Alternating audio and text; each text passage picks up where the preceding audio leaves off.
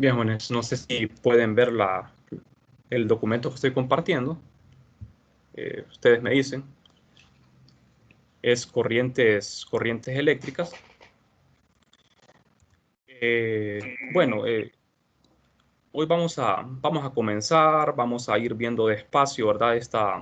Lo que es la derivación de todas las ecuaciones. Recuerden que de esta semana que viene a la otra, el lunes, tenemos una prueba conceptual, es la primera evaluación, ¿verdad? Una prueba conceptual.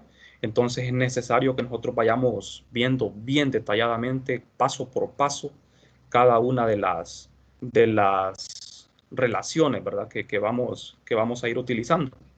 Bueno, no sé si todos pueden ver. Está, eh,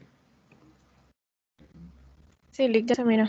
bien, perfecto. Entonces, vamos a empezar desde lo más básico. Me imagino que ustedes llevaron física 200 y ya saben lo que es una corriente, ¿verdad? Una corriente es un flujo de carga. Existe lo que es la corriente convencional, ¿verdad? La corriente convencional se establece como el flujo de carga positiva. Ustedes bien saben de que en los alambres conductores lo que se mueve son las cargas negativas, ¿verdad? Las cargas de los electrones de valencia de los átomos son los que se mueven, los que conducen la corriente. Y esos electrones al moverse van chocando con los átomos, ¿verdad? Se produce una fricción, una resistencia. El alambre mismo tiene una resistencia debido a esos choques, ¿verdad? Pero aquí nosotros estamos idealizando un poco. Eh, Vamos a suponer de que no existe esa resistencia y vamos a decir de que la corriente se debe al flujo de carga positiva. O sea, fíjense bien, en la figura de arriba tenemos un cable conductor cilíndrico en el que hay carga positiva moviéndose a la derecha. En la figura de abajo tenemos lo que es carga, carga negativa, como pueden ver aquí, carga negativa moviéndose a la izquierda, ¿verdad? Entonces, la figura de abajo es la situación más realista, ¿verdad? Porque tenemos el movimiento de carga negativa. Entonces, cuando ustedes vean en un medio conductor carga negativa moviéndose a la izquierda, ya automáticamente sabemos de que la corriente va en sentido opuesto. Como ven aquí en ambas figuras, la corriente está representada con esta flechita y se mueve a la derecha en ambas figuras, ¿verdad? La corriente no es un vector, ¿verdad? Es un escalar, pero sí tiene un sentido. Bueno, hasta aquí todo bien, ¿verdad? Vamos a seguir. Entonces, eh, una figura un poco más realista de lo que ocurre en un alambre. Para que pueda circular una corriente tiene que haber una fuente, ¿verdad? Tiene que formar parte de un circuito completo, el alambre. Aquí tenemos un pequeño circuito básico, tenemos una fuente, una resistencia, que en este caso es un foquito. Entonces, por el alambre, ¿verdad? Se mueven los electrones, pero como estamos hablando de una corriente convencional, entonces es el flujo de carga positiva. Y ustedes se preguntarán, ¿por qué es así? ¿Por qué se ve? Bueno, eso es una cuestión de convención nada más, ¿verdad? Ustedes saben de que en física, en todas las ciencias, se establecen convenios, ¿verdad? Y hay que respetarlo, ¿verdad? Entonces, sabemos de que cuando decimos corriente, lo interpretamos como la dirección en que se mueve la carga positiva. Bueno, entonces, hasta aquí creo que todo está bien, ¿verdad? Vamos bien hasta el momento. En esta figura aparece una rapidez que ustedes ven que tiene un subíndice. Eh, Aquí hay un subíndice, ¿verdad? La rapidez V con un subíndice D. A esto se le llama rapidez de arrastre o de deriva. Esto lo vamos a ver más adelante, cuando estudiemos la conducción en los metales. Eso lo vamos a ver al final de este capítulo. Esta rapidez de deriva es la rapidez con que se mueven las cargas en los conductores, ¿verdad? En una rapidez bastante pequeña. Bueno, vamos a ver. Entonces, para definir lo que es la corriente, nosotros primero hacemos uso de promedios.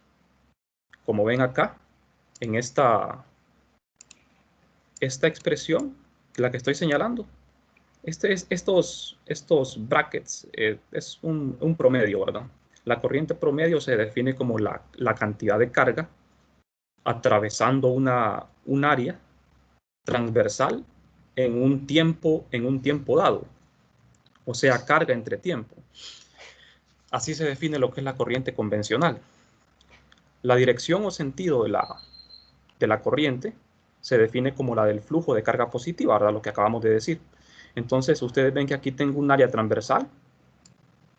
Esta área es un área imaginaria, que se utiliza únicamente para establecer esta definición. Entonces, la carga positiva que está atravesando esta área imaginaria, la dividimos entre un tiempo y eso nos da lo que es la corriente, ¿verdad? Cantidad de carga entre tiempo. Bueno, entonces, si queremos pasar de un promedio al caso instantáneo, entonces, simple, ¿verdad? Únicamente tenemos que, en vez de usar estos incrementos, vamos a usar lo que es diferenciales.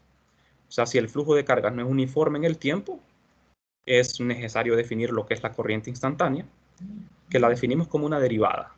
La derivada de la carga respecto al tiempo. Esto es corriente instantánea.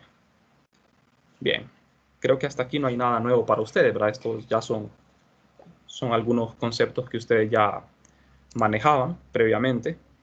Bueno, y bien, entonces tenemos la corriente, que es, vamos a suponer que es una corriente constante, que no varía con el tiempo por ahora, ¿verdad? Vamos a suponer que por ahora las cosas son así, son bien fáciles. La corriente es constante o estacionaria, no varía con el tiempo. Bueno, entonces, la corriente estacionaria, esta es una expresión bastante utilizada aquí en la clase, ¿verdad? Lo que es corriente estacionaria. La corriente estacionaria es una corriente que se mantiene constante en el tiempo. Así de sencillo, ¿verdad? Es una corriente constante en el tiempo y describe una tasa uniforme de flujo de carga. La unidad de la corriente es el amperio, ¿verdad? Esto ustedes ya me imagino que también lo sabían, el amperio. ¿Qué es un amperio? Es un coulomb por segundo. El coulomb es la unidad de carga eléctrica en el sistema internacional. Entonces, un coulomb por segundo es un amperio. Si ustedes, no sé si lo recuerdan de física 200, que en las situaciones prácticas, ¿verdad?, de la vida diaria, las cantidades de carga son bastante pequeñas, ¿verdad? Por ejemplo, trabajamos con microcoulomb, con milicoulomb, porque las cantidades de carga que existen en la naturaleza, cargas estáticas, ¿verdad?, son bastante pequeñas, ¿verdad? Bueno, ahora, estamos interesados nosotros en definir lo que son unas densidades de corriente. Fíjense bien, o sea, haciendo una analogía con 321. En 321 nosotros trabajábamos con cargas eléctricas, ¿verdad? Lo que localizábamos en el espacio nosotros eran cargas con los vectores de posición. No sé si vamos a ver. Voy a hacer un pequeño dibujo acá. Este es un sistema de coordenadas, ¿verdad? Nosotros en 321 teníamos una carga. ¿Y qué hacíamos? Localizábamos la carga con un vector. Esto no me sale muy bien el dibujo, ¿verdad? Localizábamos cargas con un vector de posición. Entonces, ahora, ¿qué va a pasar en 415? Nosotros vamos a tener un sistema de coordenadas, pero lo que vamos a localizar con el vector de posición ya no van a ser cargas, sino que van a ser elementos de corriente. Esos elementos de corriente los vamos a definir en base a las densidades de corriente. Por eso vamos a definir primero lo que son las densidades de corriente, las densidades lineales, superficiales y volumétricas. O sea, esa es la idea, ¿verdad? Definir primero lo que son las densidades y después los elementos de corriente. Porque en 415, ¿verdad?, las cargas se van a estar moviendo. Ya no va a ser como 321, donde la carga estaba estática, la carga no se movía, las cargas las localizábamos con los vectores de posición, localizábamos un punto de campo, localizábamos un punto, ¿verdad?, donde está vacío, pero aquí hay un campo eléctrico, ¿verdad? Eso era lo que hacíamos, ¿verdad? Entonces acá nosotros vamos a seguir un mecanismo diferente. Vamos a localizar elementos de corriente con los vectores de posición, y esos elementos de corriente me van a producir un campo magnético en cualquier punto del espacio. Entonces, ¿cómo viaja la corriente? La corriente puede viajar a través de diferentes medios. Lo puede hacer a lo largo de una línea, a lo largo de una línea, como ven acá en esta figura, ¿verdad? Aquí tengo un alambre filamental. Cuando decimos un alambre filamental, ¿verdad? O corriente filamental, nos estamos refiriendo a la corriente que circula a través de un hilo, de una línea, un alambre. Entonces es necesario definir lo que es una densidad lineal, ¿verdad? De corriente. La corriente también puede circular por una superficie y también por un volumen, por tres diferentes medios. Bueno, una aclaración, ¿verdad? Estamos hablando de corrientes, en este caso estamos hablando de corrientes de conducción, porque existen diferentes tipos de corriente, ¿verdad? Hay corrientes de convección, corrientes de conducción, eso lo vamos a ir viendo paso a paso. Entonces, vamos a ver. Aquí tenemos el otro caso. Aquí tenemos otro caso. Aquí tenemos una superficie, fíjense bien. La superficie puede tener cualquier forma, no importa. Por ahora no importa la forma. Más adelante sí, ¿verdad? Ya en los problemas específicos sí nos va a importar la forma, porque recuerden que la simetría que nosotros empleamos en estas clases nos facilita resolver problemas, ¿verdad? Pero por ahora vamos a generalizar esto. Yo tengo una superficie acá. Por esta superficie transita corriente. Hay un flujo de carga. Entonces voy a definir una densidad de corriente superficial. Puedo tener también un volumen por el que circula corriente y voy a definir una densidad volumétrica. Entonces, a las corrientes que pasan a lo largo de líneas le llamamos corrientes filamentales, ¿verdad? Esto es lo más elemental, es lo más simple, definir lo que es una corriente filamental. Cuando definimos, para definir los elementos de corriente, vamos a tener que hacer uso también de los vectores, ¿verdad? Porque los elementos de corriente van a ser vectores, a diferencia de 321, donde las cargas son escalares, ¿verdad? Pero acá lo que vamos a localizar nosotros con los vectores de posición van a ser vectores, los elementos de corriente. Fíjense bien, aquí en este alambre tenemos marcada la I con una flechita, pero la corriente no es un vector, a pesar de que sí tiene sentido. El vector es este que tenemos acá señalado, es el DDS, es un elemento de línea, DDS. Este DDS siempre va a apuntar en la dirección de la corriente. Siempre. No van a haber excepciones, ¿verdad? Siempre este DDS lo vamos a dibujar en la dirección de la corriente. A mí lo que me tienen que decir es indicar siempre el sentido de la corriente. Me tienen que decir, bueno, la corriente va a la derecha, va a la izquierda, va hacia arriba o hacia abajo. Para yo poder definir este elemento DDS. Y en base a esto podemos definir el elemento de corriente lineal, ¿verdad? Bueno, entonces, cuando el flujo de carga se encuentra distribuido en un volumen o superficie, es más conveniente usar densidades de corriente. Entonces, vamos a ver. Vamos a definir entonces ahora lo que es una densidad de corriente volumétrica. ¿Por qué vamos a comenzar con la volumétrica? Porque es el caso más general, ¿verdad? Una vez que definamos la densidad volumétrica, después pasamos a la densidad superficial y la lineal, ¿verdad? Que es bastante sencillo. Aquí sí vamos a hacer una serie de cálculos. Es necesario que ustedes, ¿verdad?, presten mucha atención a esto, porque recuerden que los conceptos, todo esto va a ser evaluado, ¿verdad? Lo que son los conceptos, lo que son las derivaciones de estas ecuaciones. Entonces tenemos un área que es atravesada por carga.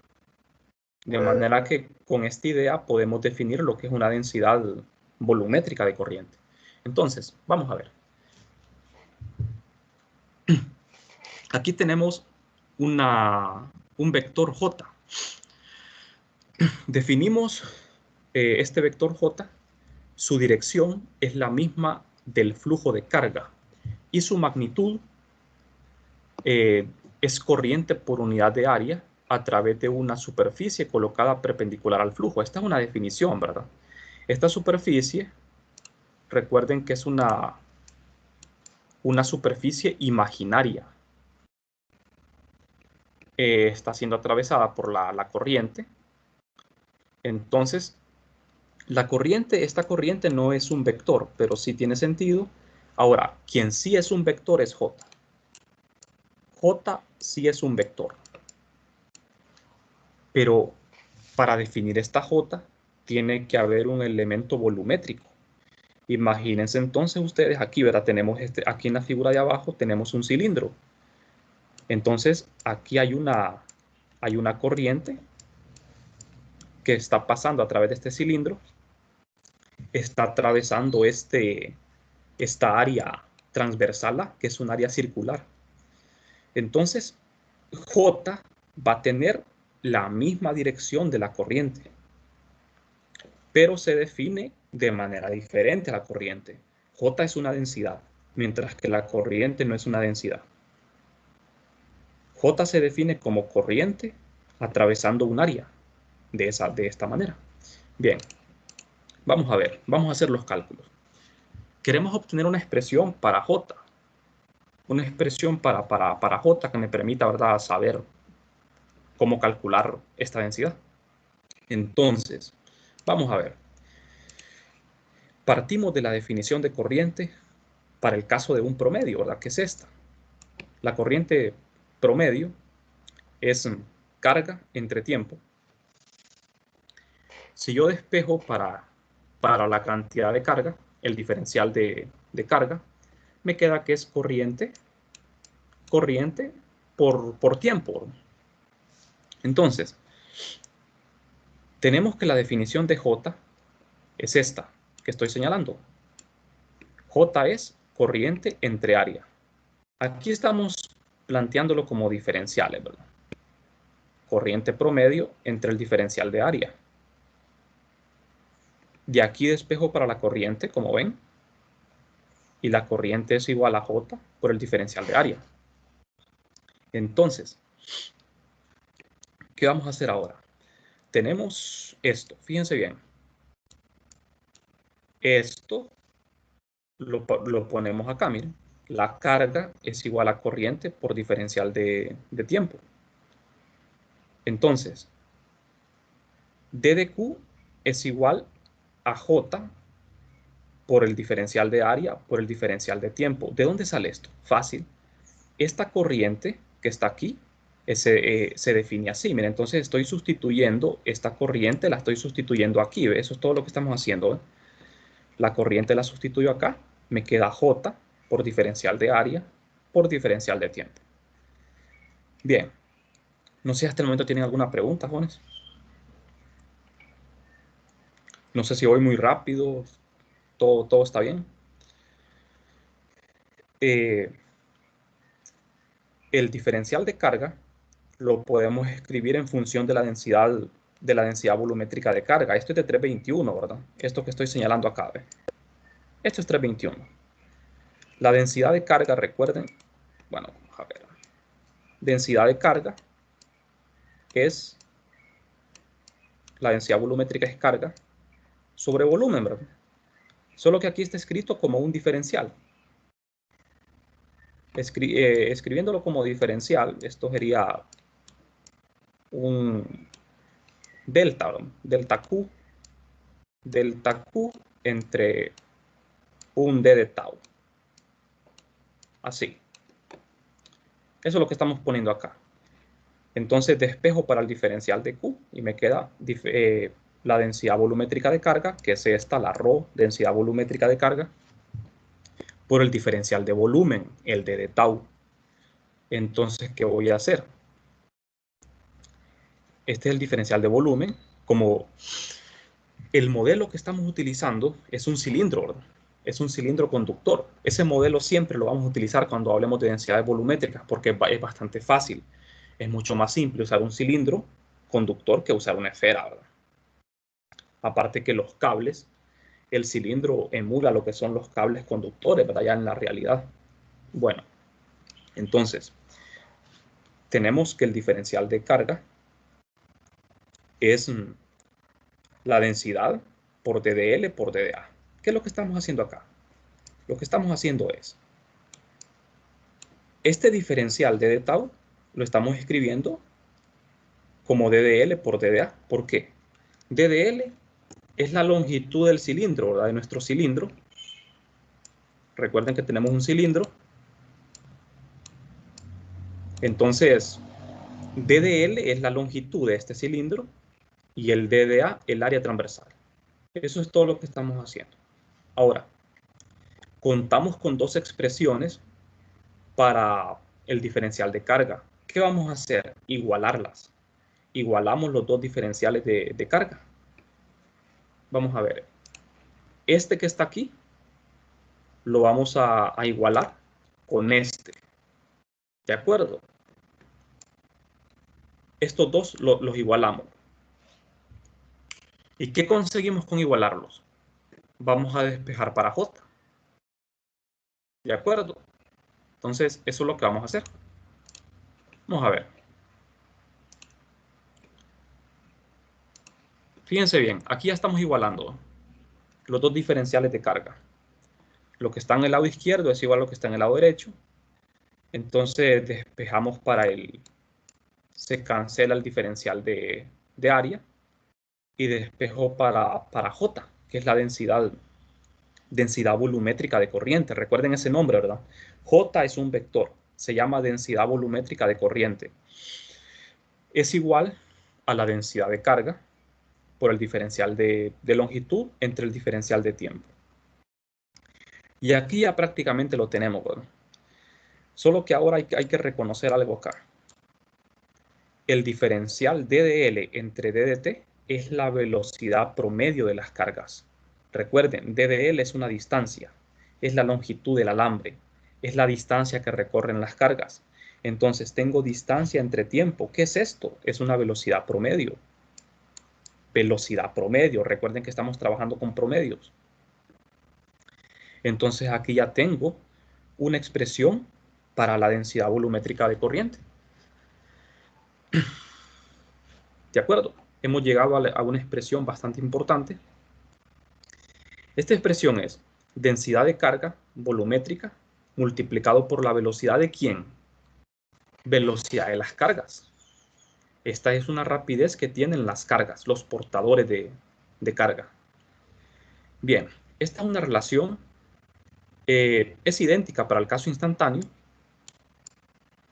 Como ven, para pasar del caso promedio al caso instantáneo, simplemente quitamos estos brackets.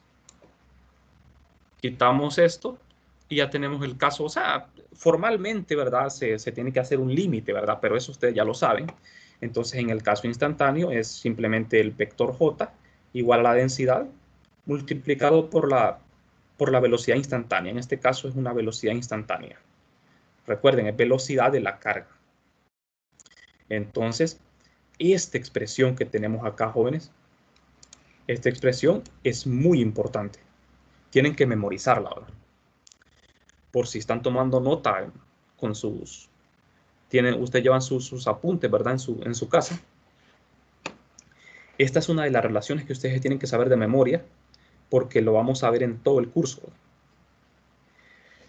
Esta expresión nos va a servir para calcular lo que es la densidad en situaciones donde digamos, el medio se está moviendo. Por ejemplo, yo tengo una esfera que está girando. Tengo un cilindro que está girando. En ese caso me va a ser muy útil esta relación, porque las cargas se pueden mover por diferentes razones, ¿verdad? Puede ser que la carga se mueva porque hay una diferencia de potencial, o puede ser que la carga se mueva porque el medio se está moviendo. Cuando el medio se está moviendo, es muy importante el uso de esta relación.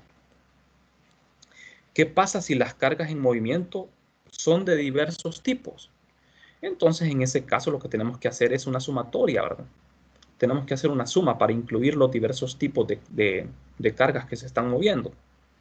Por eso planteamos esta relación, ¿verdad? Que es más general todavía. Bien, jóvenes, no sé si hasta aquí tienen alguna pregunta.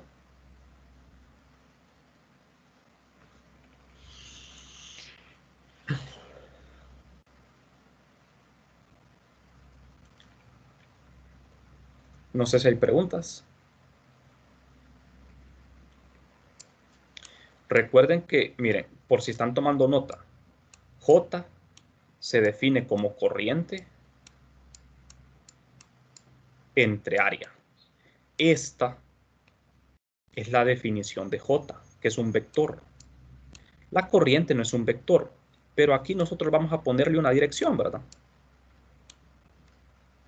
Podemos tomarlo como un escalar también, ¿verdad? O sea, la magnitud de J es corriente entre área. Esta, recuerden, por si están tomando notas, esta es definición de J. Esto no es definición de J. Esta es una expresión para poder obtener J. Pero la definición original es esta. Corriente entre área. ¿Área qué? Es un área imaginaria, un área transversal que está siendo atravesada por la corriente. ¿De acuerdo? Esta es una expresión muy útil en ciertos casos, no en todos, para poder obtener la densidad volumétrica de corriente. ¿Estamos de acuerdo? Entonces, recuerden, esto es definición. Bueno, vamos a continuar. Si no hay preguntas. ¿Qué unidad tiene J? Corriente entre área. Corriente tiene unidad de amperio. Serían amperio sobre metro cuadrado. Esto genera mucha confusión en los estudiantes, ¿verdad? Porque el estudiante dice, bueno, densidad volumétrica de corriente, eso tiene que ser corriente entre volumen, pero no es así, ¿verdad? Es corriente entre área. La unidad de J es amperio sobre metro cuadrado. Uno tendería a pensar de que es corriente entre volumen, pero no es así. Para definir J se necesita que la corriente esté fluyendo en un volumen, pero la corriente está atravesando un área, no un volumen, sino un área. ¿De acuerdo? Entonces, vamos a ver, vamos a continuar. Siempre con el tema de la corriente volumétrica, aquí tenemos la definición. Tenemos la definición de J, pero aquí solo es una magnitud, ¿verdad? Porque recuerden que es un vector. Si yo despejo para la corriente, tengo que corriente es J por A. Esta es otra manera de escribir la corriente, miren. También tienen que memorizar esta forma. Recuerden que corriente se define como carga entre tiempo, así de simple, ¿verdad? Carga entre tiempo. Esta es una manera de escribir la corriente en función de la densidad volumétrica, como J por A. Entonces, cuando escribimos la corriente de esta forma, acuérdense que la corriente no es vector. J es un vector y el área tiene una dirección, ¿verdad? Se puede definir un vector de área. Como ven ustedes, aquí en esta figura tenemos un área circular transversal y en esta área hemos definido un vector, el vector perpendicular al área o el vector de área, que es el DDA. Y existe aquí en esta figura un vector J. J aquí representa a las cargas, ¿verdad? Las cargas están atravesando esta superficie. La dirección de la carga es la misma dirección tanto de I como de J. Entonces, la carga está atravesando la corriente, pero fíjense en un detalle muy importante. La carga, o mejor dicho, la corriente, el vector J, no tiene por qué ser paralelo al vector de área. No tienen por qué ser paralelos. Por ejemplo, en este caso, J y el diferencial de área están formando un ángulo teta. En el caso más simple, J, en el caso más sencillo, J es paralelo al diferencial de área. En el caso más simple, ¿verdad? J y A son paralelos. Por definición de producto punto, fíjense bien, J punto D de A. Si son paralelos, coseno de 0 es 1. Entonces me queda que es J por diferencial de área. O sea que, vamos a ver, jóvenes, en el caso más simple de todos, imaginen que yo tengo un círculo que está siendo atravesado por una corriente. Tanto la corriente como el diferencial de área, en este caso son paralelos. Pueden ser antiparalelos, ¿verdad? También. En este caso son paralelos. Entonces, por definición de producto punto, J punto A es J por A. Porque el coseno que aparece aquí es 1. Ahora, en el caso más general, cuando J ya no son paralelos, entonces ustedes van a tener que hacer uso de esta forma que tengo aquí abajo. Miren. J punto de A. La corriente, recordemos que es la derivada de la carga respecto al tiempo.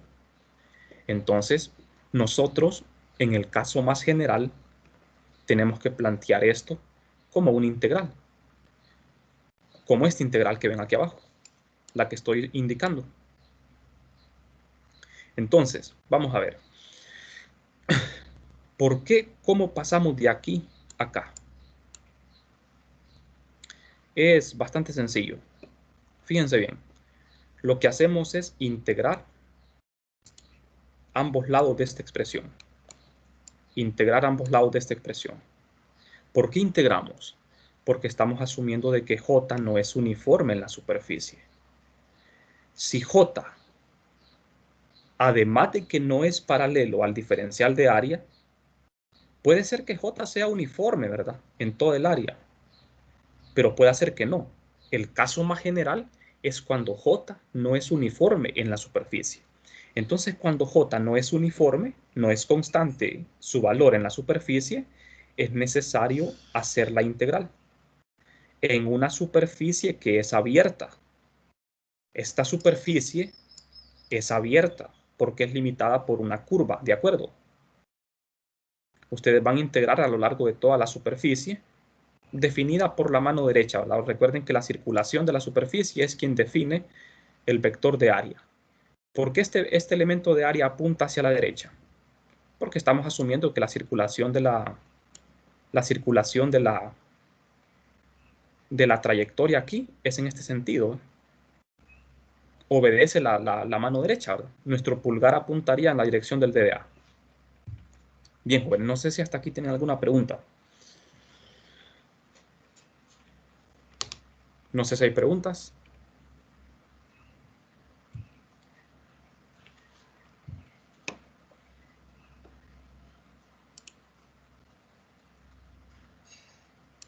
Entonces, ajá, no sé si alguien quiere participar. No, solo va a decir que me falta no hay preguntas. Ah, bueno, todo está claro, ¿verdad? Miren, jóvenes, me interesa mucho que entiendan esta parte. Esta parte es muy importante. O sea, acuérdense de las definiciones. Acuérdense de las definiciones. ¿Cómo se define corriente? Se define como carga entre tiempo. ¿Cómo se define J? Se define como corriente entre área. Pero, ¿qué pasa? ¿Por qué hemos definido ahora? Esta es la definición de corriente. Esto que tengo acá no es definición de corriente. Esta es una manera de escribir la corriente en función del vector J, de la densidad volumétrica de corriente, que también es muy importante. Entonces, cuando J y el diferencial de área son paralelos, lo que nos queda es esto, miren. Cuando J y DDA son paralelos, tenemos esto. Pero, ¿qué pasa si J no es uniforme? En la superficie A tenemos que hacer una integral, tenemos que hacer esto. La integral de J en la superficie que está atravesando, que es una superficie imaginaria. Bien, entonces, Vamos a avanzar. Aquí tenemos como ven ustedes, esto no es otra cosa más que la definición de producto punto, ¿verdad? Porque ustedes tienen el producto punto de J con A, por definición es J por A por coseno de teta.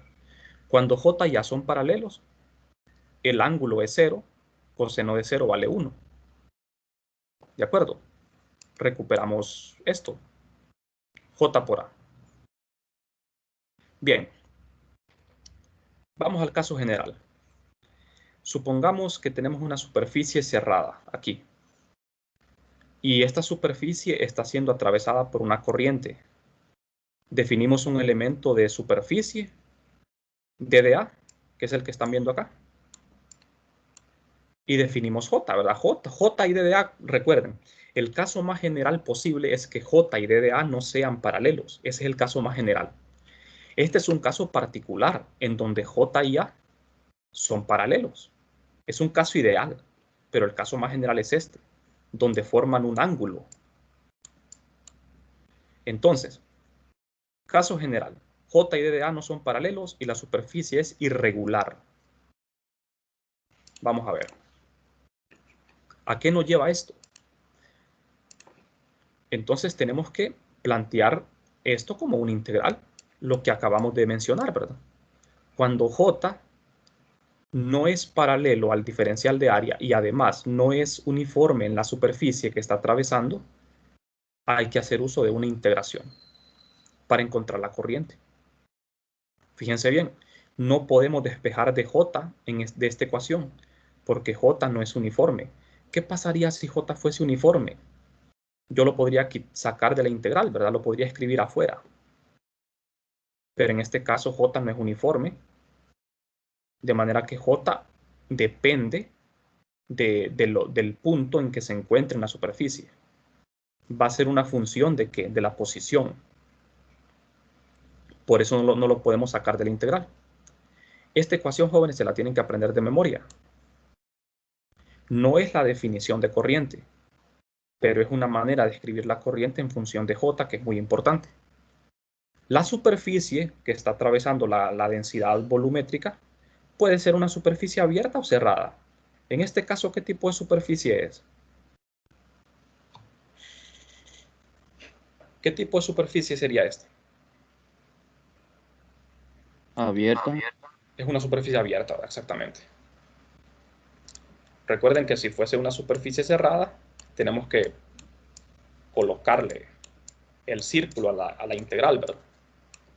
Tenemos que colocar el círculo si fuese una superficie cerrada. O sea, pasamos de aquí a acá. Es lo mismo. Solo que aquí la corriente está atravesando una superficie cerrada. Por un ejemplo, yo tengo una esfera y a través de esta esfera está fluyendo carga hacia afuera, suponiendo, ¿verdad? La carga está fluyendo hacia afuera y la carga está atravesando una superficie que es cerrada. La superficie de una esfera imaginaria que es cerrada. En este caso que tenemos acá, la corriente está atravesando una superficie que es abierta. Es un caso bien sencillo, ¿verdad? Esta es una superficie abierta, limitada por una curva. Es este caso. Y este caso de aquí abajo es una superficie cerrada, es una esfera que está siendo atravesada por una corriente J. Entonces, por eso, escribimos la integral de esta manera. Bien, no sé si tienen preguntas.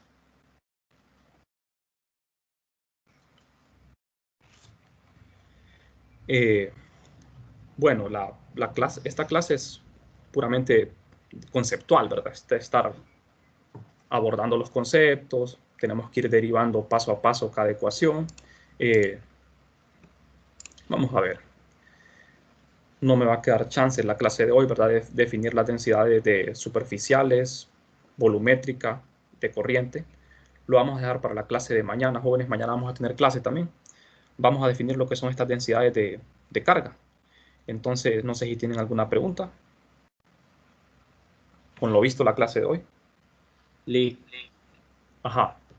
Entonces lo de la integral se debe a que J va variando, o es que vamos sumando cada una de las superficies dentro del conductor. No, se debe a que J va variando. A eso se debe. J va variando en la superficie, que puede ser abierta o cerrada. Recuerde, ¿qué pasaría si J fuese constante, fuese uniforme en la superficie? Yo tengo la superficie, ¿verdad? Una superficie circular. Suponga usted que J es esto, ¿verdad? Esta es la densidad de corriente que está atravesando esta superficie. Aquí, recuerden, jóvenes, que aquí hay un volumen, ¿verdad? Cuando definimos J, estamos definiendo una corriente volumétrica. Entonces, suponiendo que J es uniforme en toda la superficie, o sea, ¿qué significa eso? Que tiene el mismo valor en todos los puntos de la superficie. Entonces, ¿qué hago yo en ese caso? La forma general de escribir la corriente siempre es esta. Esta es la forma general. De aquí, de esta forma general, vamos sacando los casos particulares. Un caso particular es cuando J es uniforme, como en esta figura, ¿verdad? J vale lo mismo en toda la superficie. Aunque no necesariamente tiene que ser paralelo al diferencial de área. No necesariamente.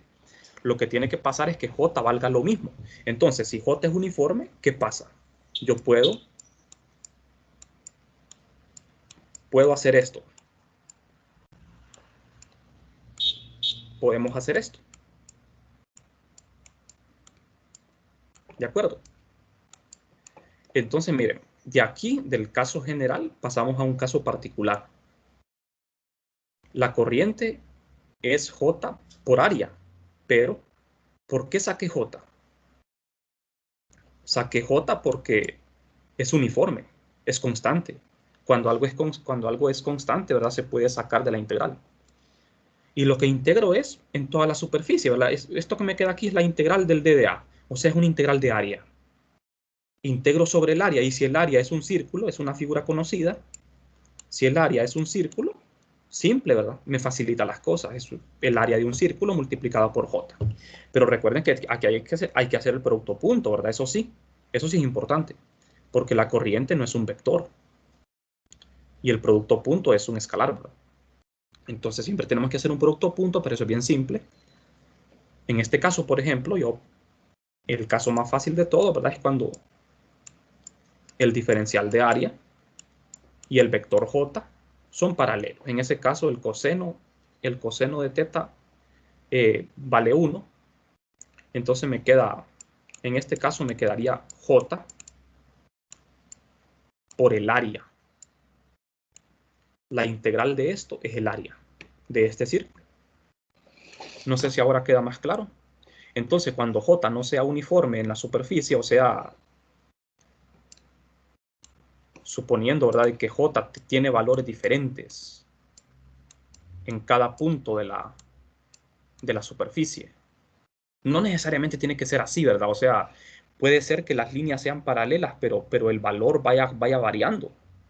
Puede ser de que el valor de J va cambiando de un punto a otro. Entonces, si J no es uniforme, usted no lo puede sacar de la integral, sino que tiene que conocer J. J va a ser función de ¿qué? Va a ser una función de la posición. Bueno, aquí es J. J tiene que ser función de la posición en esta superficie y usted lo tiene que integrar. ¿Estamos de acuerdo? Ah, ok, Lee. Entonces, al hablar de J serían varios vectores, ¿verdad? O solo, porque no solo es un vector, son varios. Usted se refiere a las formas de escribir J. Sí, porque cuando me dice que J es variable, en cada punto va a haber un vector distinto. No. O sea, usted va a tener una función, así como esta que le estoy escribiendo aquí. Usted va a tener una función de J. J es función de la posición. Por ejemplo, J es función de R, J es función de X, función de Y, de Z. O sea, J va a tener una sola expresión, pero va a asumir, claro, un valor diferente en cada punto, ¿verdad? Entonces, en ese caso, usted lo va a tener que integrar. Pero recuerden que la definición de J es corriente entre área. Estas solo son maneras de escribir tanto la corriente como la densidad volumétrica. Bien, jóvenes, pues nos vemos mañana. Los dejo porque ya es... Le quiero hacer una pregunta, pero sí, Ajá. no es del tema, sino que quería saber si sabes si han abierto cupos en estas clases de 4 o 15. Fíjese que no sé exactamente